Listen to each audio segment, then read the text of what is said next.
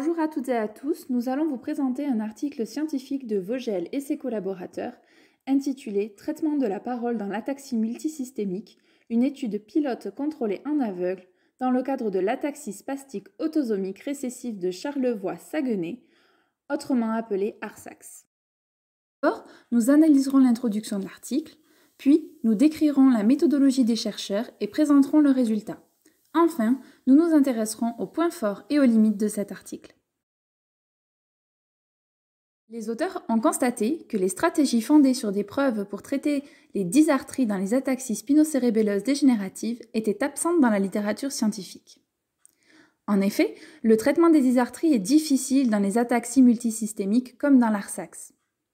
Ce sont des pathologies avec de nombreuses comorbidités neurologiques, visuelles et cognitives. Les auteurs émettent l'hypothèse qu'un entraînement à domicile intensif basé sur le biofeedback avec des exercices pour renforcer la neuroplasticité et un apprentissage moteur pourrait améliorer la parole. Cette étude a recruté 7 participants atteints d'ataxie spastique autosomique récessive de Charlevoix-Saguenay.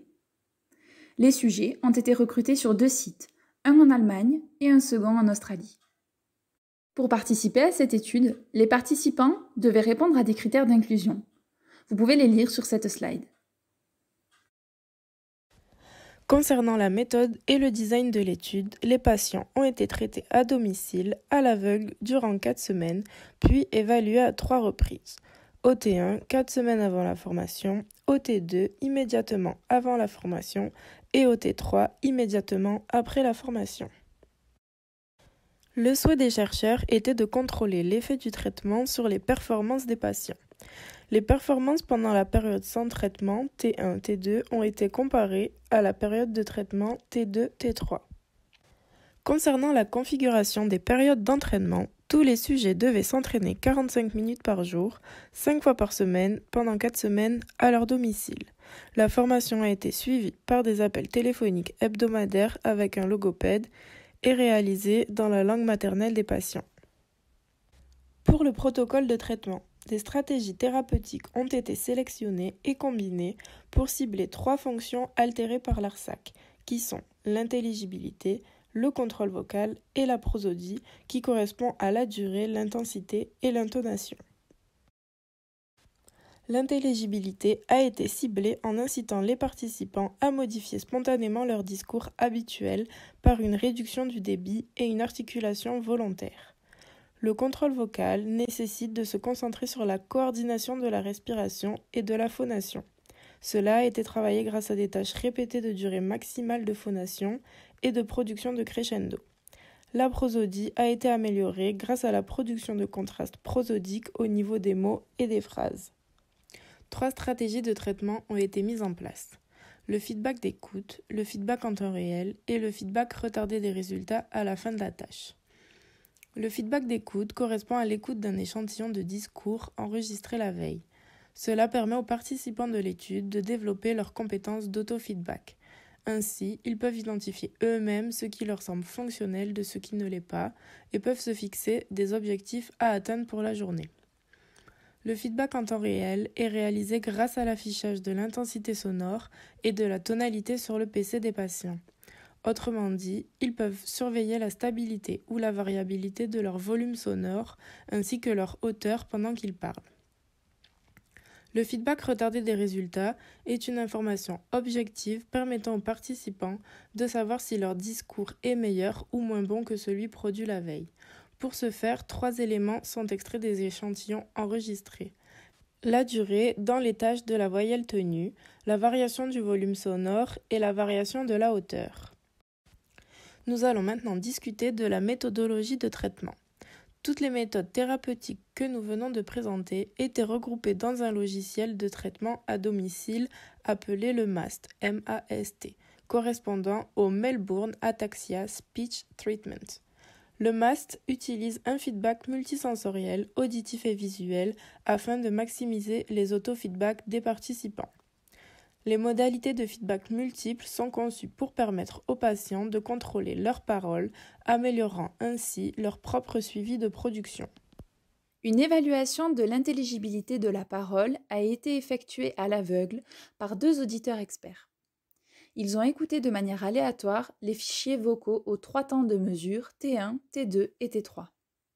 Les 30 premières secondes du monologue ont été évaluées en utilisant l'estimation directe de l'amplitude, aussi appelée DME. La DME permet de standardiser les jugements subjectifs des auditeurs. Cette technique utilise un stimulus de référence représentant une dysarthrie légère ayant pour note 100. De ces évaluations, un sous-ensemble de mesures acoustiques objectives et subjectives de la parole ont été utilisées pour mesurer le changement entre les différents temps d'enregistrement. Les tâches réalisées sont les suivantes: la lecture d'un bref passage phonétiquement équilibré, la production de voyelles tenues et d'un monologue. Voici la liste des mesures acoustiques réalisées.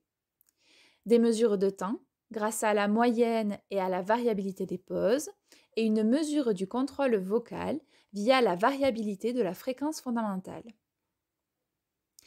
Voici également des exemples de variables perceptuelles. Les pauses, les intervalles prolongés, le stress, les imprécisions de consonnes, les distorsions de voyelles, l'intelligibilité, le caractère naturel de la parole. Les analyses statistiques ont permis de démontrer une bonne fiabilité interjuge. Cela signifie qu'il y a un degré d'accord acceptable entre les différents scores perceptifs attribués par les experts. De plus, l'intelligibilité a changé entre les 3 évaluations. Effectivement, le score de DME reste inchangé avant la formation, mais a augmenté de manière significative pour atteindre 128,8 après le traitement. Pour rappel, l'intelligibilité au temps 1 avait pour moyenne 117,1 points.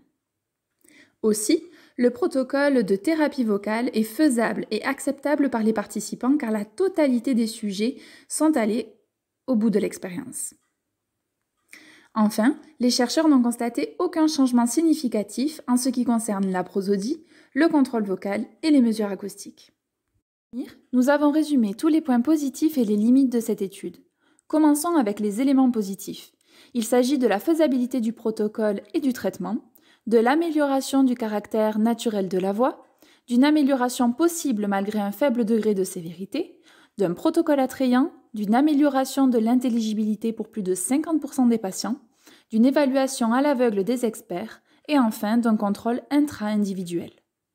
Voici maintenant les limites de l'étude. Un petit échantillonnage, une amélioration malgré un niveau de sévérité faible, et enfin, il n'y a pas d'évaluation des résultats à long terme afin d'évaluer le maintien des performances. Les recherches futures permettront d'augmenter l'échantillon ainsi que d'élargir ce protocole de traitement à d'autres types d'ataxies dégénératives.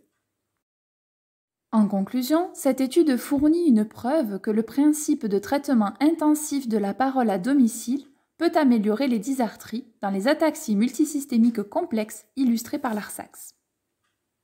L'intelligibilité et le caractère naturel de la parole ont été améliorés après le traitement. Le traitement de la parole adapté à l'ataxie peut être efficace dans les maladies cérébelleuses dégénératives. Merci d'avoir visionné cette vidéo. Cette présentation a été réalisée dans le cadre du cours Dysfluence et dysarthrie, évaluation et prise en charge logopédique. Si la vidéo vous a plu, n'hésitez pas à vous abonner à la chaîne pour rester informé des découvertes récentes en logopédie.